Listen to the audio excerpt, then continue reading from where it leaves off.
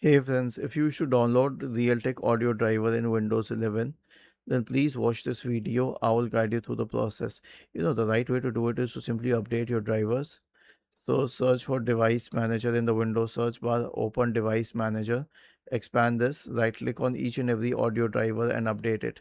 But you know what? People say that we have downloaded it from the internet. Let me show you what happens.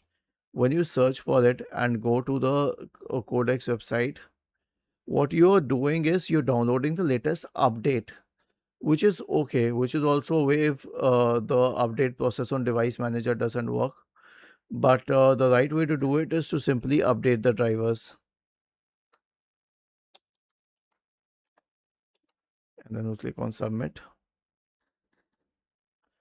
and then we will save it. And after uh, it is saved, we can run it.